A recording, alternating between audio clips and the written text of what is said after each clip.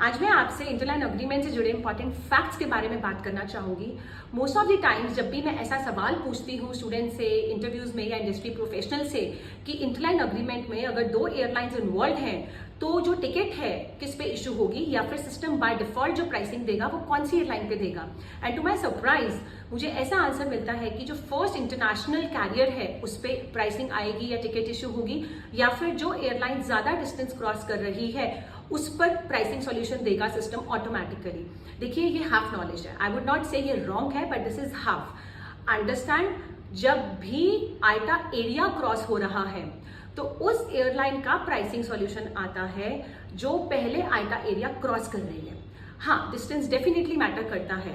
Late me show you this with examples. अब ये जो एग्जांपल है इसमें Singapore to Bombay Air India है and Bombay to Nairobi Kenya Airways है।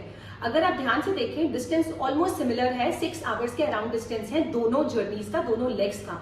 इस केस में प्राइसिंग सॉल्यूशन जो है सिस्टम आपको कीनिया एयरवेज का देगा, क्योंकि कीनिया एयरवेज जो है वो आइटा एरिया पहले क्रॉस कर रही है। सो यहाँ पर आइटा का मोस्ट सिग्निफिकेंट कैरियर का रूल लगा कि जो एयरलाइन आइटा एरिया पहले क्रॉस कर रही है उस पर प्राइसिंग सॉल्यूशन आएगा, उस पर आपकी टिकट बाय डिफॉल्ट इशू होगी। एक और एग्जांपल मैं शेयर करने लगी हूं आपसे जहां पर फर्स्ट इंटरनेशनल कैरियर पर टिकट इशू नहीं होगी, रादर सेकंड पे होगी।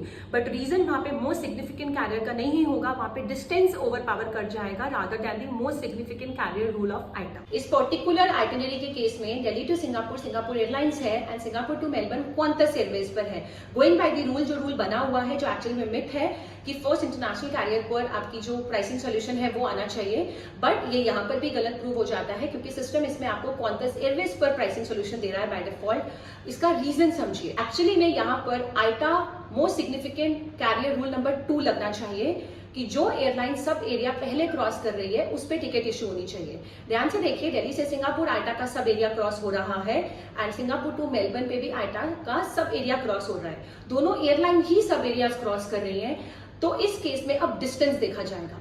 दिल्ली टू सिंगापुर कम डिस्टेंस है, सिंगापुर टू मेलबर्न ज्यादा डिस्टेंस है, सो क्वांटस एयरवेज ज्यादा डिस्टेंस क्रॉस कर रही है। हेंस इस केस में जो pricing solution by default system दे रहा है वो क्वांटस एयरवेज का दे रहा है and by default ticket issuance Qantas Airways पर होगा। सो ऐसा बोलना कि फर्स्ट इंटरनेशनल कैरियर पर आपका जो प्राइसिंग सॉल्यूशन आएगा टिकट इशू होगी वो गलत नहीं है। I would not say that is wrong but that is incomplete information.